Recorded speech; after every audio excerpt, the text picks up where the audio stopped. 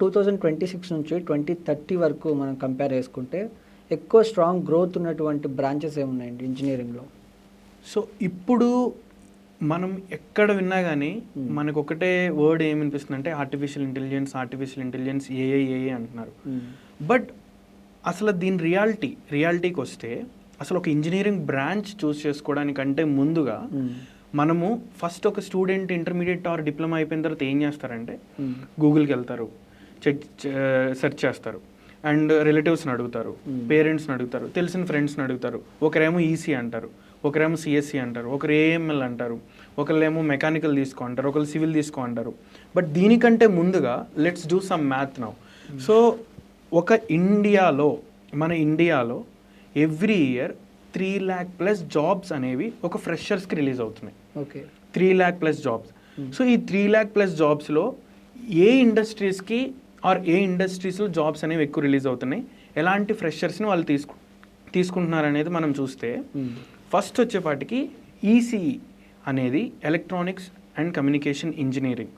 ఇప్పుడు మన ఇండియాలో చాలా ఇనిషియేటివ్స్ సెమీకండక్టర్ ఇండస్ట్రీస్ రిలేటెడ్ కానీ, సెమీకండక్టర్ ఫ్యాబ్రికేషన్ యూనిట్స్ కానీ, డిజైన్ యూనిట్స్ కానీ, ఇలా సెమీకండక్టర్ రిలేటెడ్గా చాలా ఇనిషియేటివ్స్ తీసుకుంటున్నారు. సో ఈసీఈ రిలేటెడ్గా తీసుకుంటే అందరూ ఒక మాట అంటారు ఏంటంటే ఈసీ తీసుకుంటే ఇటు సాఫ్ట్వేర్ సైడ్ వెళ్ళొచ్చు అండ్ హార్డ్వేర్ సైడ్ వెళ్ళొచ్చు అని. బట్ ఒక క్యాండిడేట్ ఎవరైతే ఈసీ తీసుకుంటున్నారో ఆ క్యాండిడేట్ సరైన స్కిల్స్ నేర్చుకోకపోతే ఇటు సాఫ్ట్వేర్ సైడ్ వెళ్ళలేడు, ఇటు హార్డ్వేర్ సైడ్ కూడా వెళ్ళలేడు. ఎగ్జాక్ట్లీ. సో ఈసీ తీసుకున్న వాళ్ళు ఏం చేయాలి అని అంటే they need to learn both software and hardware. So ఈసీఈకి అనేది మంచి గ్రోత్ అనేది నెక్స్ట్ అప్కమింగ్ ఇయర్స్లో ఉంది. And coming to software industry nothing but CSC అనేది ఎవర్ గ్రీన్ బ్రాంచ్ అండి. మనం ఏ టైంలో అయినా కానీ ఏ ఇయర్స్లో అయినా కానీ సిఎస్సి తీసుకోవచ్చు. కానీ సిఎస్సి తీసుకున్న తరువాత ఇప్పుడు కోడింగ్ ఒక్కటి నేర్చుకుంటే సరిపోదు. They need to build systems, they need to build products while studying BTech itself. So CSC తీసుకోవాలి అనుకుంటే వాళ్ళకు ఒకవేళ కోడింగ్ అంటే ఇంట్రెస్ట్ ఉంది, వాళ్ళు ఒకవేళ యాప్స్ బిల్డ్ చేయాలనుకుంటున్నారు, వెబ్సైట్స్ బిల్డ్ చేయాలనుకుంటున్నారు, if student like that type of learning then they can choose CSC. Okay. Coming to triple E తీసుకోవాలనుకుంటే వాళ్ళకి ఒకవేళ పవర్ సిస్టమ్ ఎలక్ట్రానిక్స్ కానీ, పవర్ సిస్టమ్స్ కానీ, అండ్ గవర్నమెంట్ జాబ్స్ ఇప్పుడు ట్రాన్స్కో అని, జెన్కో అని, ఇలా డిఫరెంట్ గవర్నమెంట్ జాబ్స్ ఉంటాయి మనకి. పిఎస్యూస్లో కూడా ట్రిపుల్ ఈ పీపుల్ని తీసుకుంటారు. సో వాళ్ళకి ఒకవేళ ఇటు పవర్ రిలేటెడ్గా వర్క్ చేయాలని ఇంట్రెస్ట్ వాళ్ళకు ఉంది అని అంటే వాళ్ళు they can choose triple E కూడా డిమాండ్ ఉంది అండ్ ఉంటుంది కూడా. ఓకే. బట్ ఏంటంటే ఆ డిమాండ్కి తగ్గట్టుగా అండ్ ఆ ట్రిపుల్ ఈకి కావాల్సిన స్కిల్ సెట్ అంతా నేర్చుకొని ఆ ఎఫర్ట్స్ అనేవి స్టూడెంట్స్ పెట్టాలి.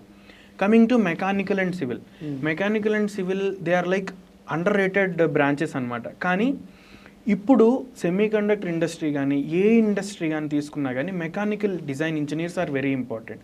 ఎందుకనంటే మీరు ఒక కాంపోనెంట్ తయారు చేశారు, లేదా ఒక పీసీబీ బోర్డ్ తయారు చేశారు, సమ్ ఎలక్ట్రానిక్ గ్యాడ్జెట్ రెడీ చేశారు, కానీ దానికి ఒక మెకానికల్ ఛార్జెస్ అనేది important. But people don't know only mechanical అంటే మెకానిక్ లాగా వర్క్ చేయడం ఇట్లా అది కాదు. They need to design the systems అనమాట. If they are interested in machinery productions, designing the systems, then they can choose mechanical and civil కూడా అంతే. So construction side కానీ, ఇన్ఫ్రాస్ట్రక్చర్స్ కానీ, సో ఇప్పుడు ఇంటీరియర్ డిజైన్స్ కానీ, ఇలాంటి ఇంట్రెస్టెస్ కనుక వాళ్ళకు ఉంటే స్టూడెంట్కి they can choose civil. So every branch is important. But ఇప్పుడున్న సినారియో ప్రకారంగా ఫైనల్గా చెప్పాలి అని అంటే CSC and ECE are good branches to take in this particular AI era.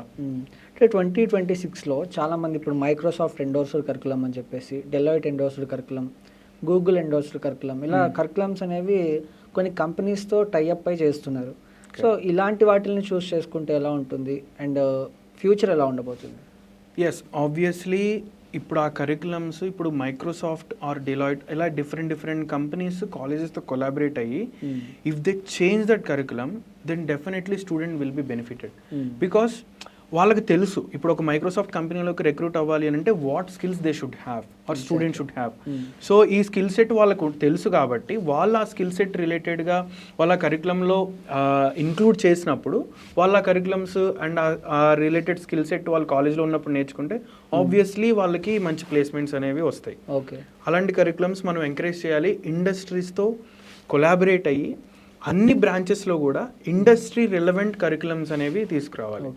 అంటే స్టూడెంట్స్కి చాలా మంది ప్యాషన్ ఉంటుంది, మీరు అన్నట్టు మెకానికల్ ఇంజనీరింగ్ కానీ లేకపోతే త్రిబుల్ కానీ కరెక్ట్ ఆర్ సిఎస్సి కానీ, ఇలా ప్యాషన్ని ఫాలో అవ్వాలా లేకపోతే మార్కెట్లో డిమాండ్ ఉన్నది మీరు అన్నట్టు ఓన్లీ సిఎస్సికి ఎప్పుడు డిమాండ్ ఉంటుంది అన్నారు, అలా డిమాండ్ని ఫాలో అవ్వాలంటే? సో ఇక్కడ సింపుల్గా ఒక ఎగ్జాంపుల్ తీసుకుంటే ఒక డిమాండ్ ఉంది, బట్ నీకు ఆ పర్టికులర్ బ్రాంచ్లో వర్క్ చేయడానికి ఇంట్రెస్ట్ లేదు. For example latest take Ramesh as an example. ఇప్పుడు ఈ రమేష్ అనే అబ్బాయికి సిఎస్సి అంటే కోడింగ్ వచ్చు, కాబట్టి ఆయనకేంటి, he's good at learning and he's good at coding. Okay, అంటే he's enjoying while coding, then he has to choose CSC. Okay, for example అతనికేమో కోడింగ్ ఇష్టం లేదు, బట్ డిమాండ్ ఉంది కోడింగ్ ఆర్ డిమాండ్ ఉంది సిఎస్సి బ్రాంచ్కి. అలా అని చెప్పేసి రమేష్ వెళ్ళి మళ్ళీ ఇప్పుడు డిమాండ్ ఉంది అని చెప్పి సిఎస్సి తీసుకొని ఆయనకి కోడింగ్ ఇష్టం లేకుండా లెర్నింగ్ ఇష్టం లేకుండా ఉంటే then it is not useful.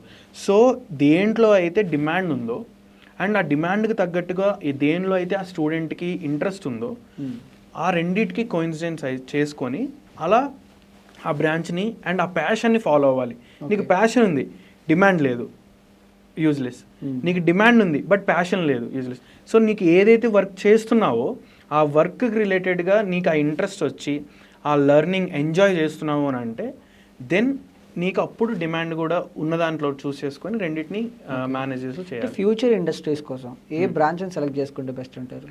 Future ఇండస్ట్రీస్కి మాత్రం కంపల్సరీగా ఈసీఈ అండ్ సిఎస్సి చూస్ చేసుకోవాలి. ఓకే, అండ్ చూస్ చేసుకున్న తర్వాత వాళ్ళు ఓన్లీ ఏదో చూస్ చేసుకున్నాము, కాలేజ్కి వెళ్ళాము, చదువుకున్నాము అట్లా కాదు.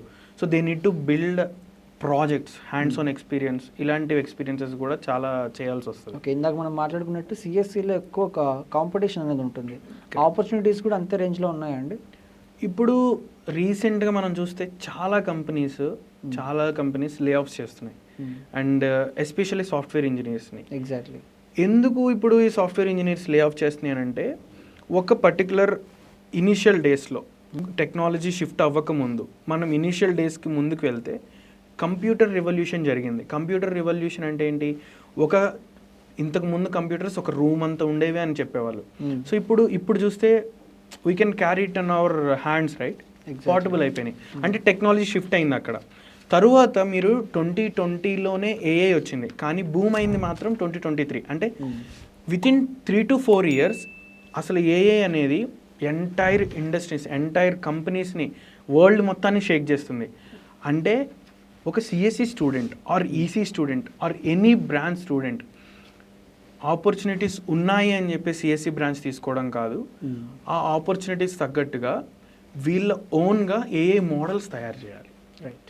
ఈసీ అయితే ఈసీ హార్డ్వేర్ని యూజ్ చేసుకొని హార్డ్వేర్ ద్వారా ఏఐ మోడల్స్ని తయారు చేయొచ్చు. ఓకే, ఫైనల్గా మీరు ఏమైనా అడ్వైజ్ ఇవ్వాలి స్టూడెంట్స్ కంటే ఏమి అడ్వైజ్ ఇస్తారండి?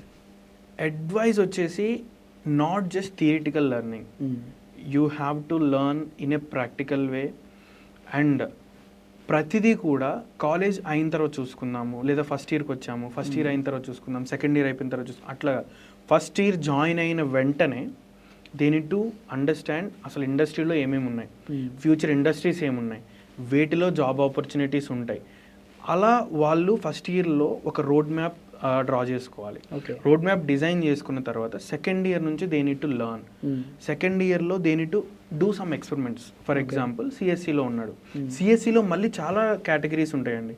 సైబర్ సెక్యూరిటీ ఉంటుంది, డేటా సైన్స్ ఉంటుంది, తర్వాత డేటా ఇంజనీర్స్ అని, ఇలా డిఫరెంట్ సెక్టార్స్ ఉంటాయి. ఈసీలో కూడా మళ్ళీ ఈసీలో హార్డ్వేర్ ఉంటుంది, మళ్ళీ ఈసీలో ఫార్మ్వేర్ ఉంటుంది, విఎల్ఎస్ఏ అంటారు, ఎంబెడెడ్ సిస్టమ్స్ అంటారు, ట్రిబులీలో కూడా ఇలా డిఫరెంట్ బ్రాంచెస్లో డిఫరెంట్ సెక్టార్స్ ఉంటాయి.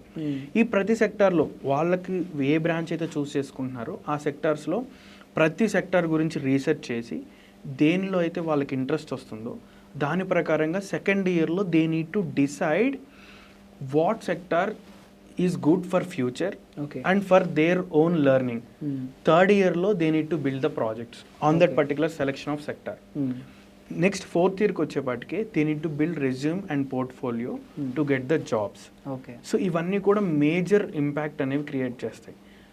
ఎందుకనంటే బీటెక్లో ఉన్నప్పుడే వాళ్ళు నేర్చుకోవాలి. బీటెక్ అయిన తర్వాత నేర్చుకోవాలి అనుకున్నా కానీ వాళ్ళకి అవ్వదు. రైట్. సో ఇవన్నీ కూడా నేను నెక్స్ట్ అప్కమింగ్ ఫ్యూచర్ ఇంజనీర్స్కి కానీ ఫ్యూచర్ ఇంజనీరింగ్ స్టూడెంట్స్కి కానీ చెప్పాలనుకునేది అనమాట. రైట్ అండి వివేక్ గారు, థ్యాంక్ యూ అండి, thank you so much. Thank you.